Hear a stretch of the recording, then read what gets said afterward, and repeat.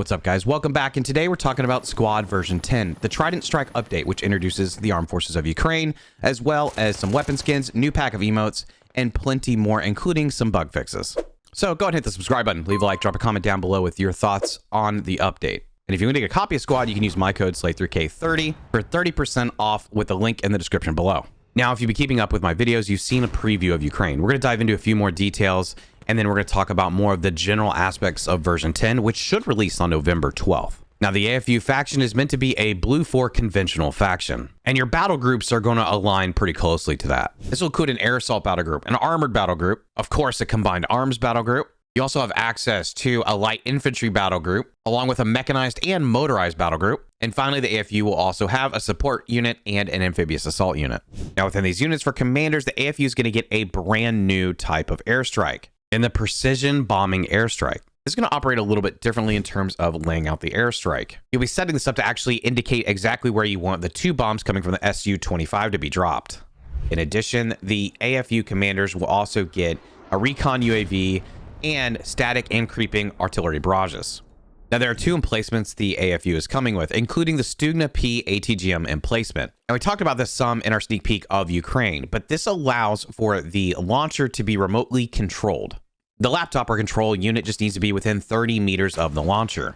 And while that player may be on the control unit, any other player can actually reload the launcher itself.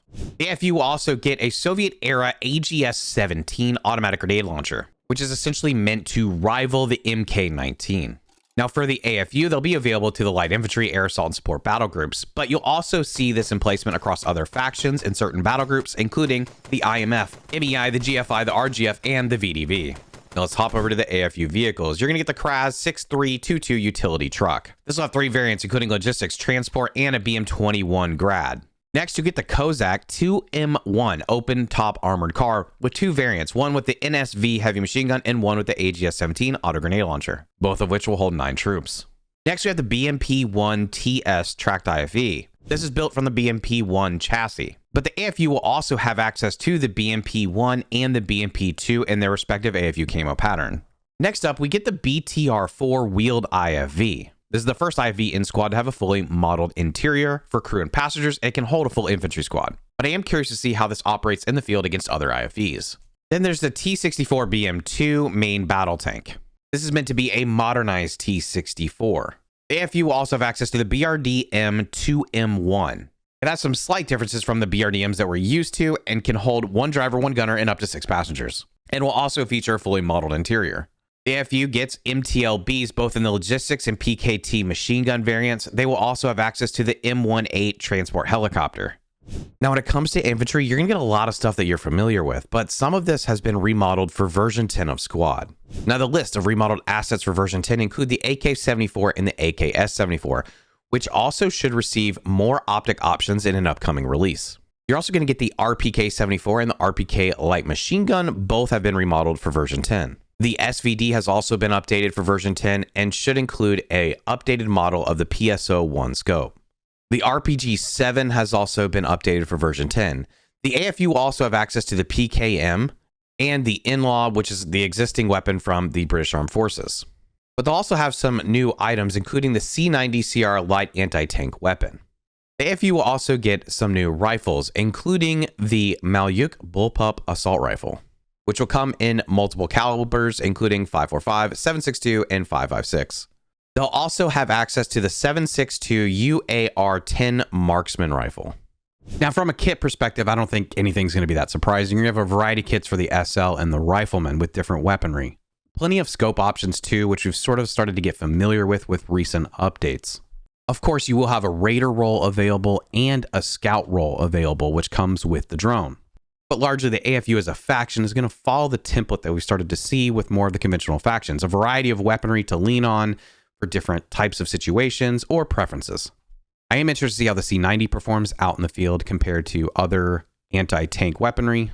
Now, I would like to get my hands on the UAR-10 in an actual live round, but I did have a chance to use a little bit of the Malyuk in some situations, and I found it pretty effective in close range fights, more so than anything else. I think, like you'd expect with most bullpup rifles, you're going to find that to be really effective in those tighter, close range combat situations. Now let's talk about some other updates that you may notice just in the menus. First of all, the armory has been updated. This will primarily just affect how you apply weapon skins to different factions and emotes. Additionally, the training tab has been updated. Now it's broken up between tutorial and the training range itself, which includes the different variations of Jensen's. But I do think the update to the listing of Jensen's provides a little more clarity on what you're clicking on, probably more so for new players. Now, speaking of weapon skins, we are going to get a free weapon skin for the AK-74 and AK-S74 applied for the Ukrainian faction, called the Defender. There's also going to be a pretty large pack that contains 8 new cosmetic items for the AFU faction in the Kobzar pack. This includes weapon skins for the AK-74 and AK-S74, the Malyuk, the RPK-74 and RPK light machine gun, the PKM, the SVD, the UAR-10 is actually getting a pretty cool looking one, the RPG-7, and the pistol for the AFU faction, all seeing different camos. In addition to the weapon skin pack, you're going to see the Downtime emote pack. This will include the shadow boxing emote, the brick breaker emote, the coin flip gesture, the throw and catch gesture, and the mug salute gesture. Now there are some system and gameplay updates, including the Saphir being armed with an AGS-17 is now added to the Iranian air assault group. The Tiger is getting an AGS-17 added to the RGF and the VDV light infantry battle groups, and a technical armed with the AGS-17 is coming in for the IMF and the MEI light infantry battle groups. Now, scout drones have also seen an update for rebalancing. There is a reduced max flight ceiling, reduced max speed, reduced battery life, and reduced camera magnification. They've also fixed an exploit where scout drones were able to flip or destroy vehicles by colliding with them, and they fixed a collision issue with vehicles and helicopters, where drones will not survive. Now, something we've touched on a little bit in previous videos is that all vehicles have improved tuning for brakes and handbrakes, while the CPV and technicals have seen a reduced chance of flipping over during normal maneuvering. Now, outside of that, there's just a few lighter updates, including the IMF getting a new flag and battle group badges. The C7 and C8 are getting new rifle sounds. The AK-12 is getting a new rifle sound. The AK-74U is going to sound different in close-up engagements. And the BRDM-2 Scout car has a fully modeled interior, which I assume applies to all factions. When it comes to map updates, there's 2 new layers added. One for an Invasion 3 layer on Black Coast, and one for an Invasion 3 layer on Gorodok. It also looks like Offworld is trying to improve some of the memory usage on foliage-heavy maps, and they've gone in and standardized the capture zone layout across several invasion maps. Now, there's a series of bug fixes that'll be available in the patch notes with the upcoming update. There's a few things I wanted to highlight. For example, it looks like they fixed a few exploits. They've tried to address a few issues with like scope lens shadows and how scope lenses are appearing. There's a lot of things tied to vehicles as well. Everything from certain vehicles not costing the correct amount of tickets.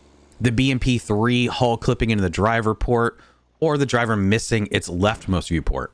Looks like they also fixed an issue where the WPMC MSV spawner was getting disabled when one of its tracks got destroyed. So there's a list of aesthetic things as well as stuff that's just not working as intended, like various kinds of smoke disappearing, or an exploit where players could avoid fall damage. And I do believe that Yeho will receive its grasp back with this update. Now, generally, it's good to see content added to the game. I don't know that Ukraine is going to fill the void of content that we've been sort of waiting on to some degree because, again, this is a lot of assets that we're familiar with. But regardless, it is nice to see a new conventional faction added because it's been a while.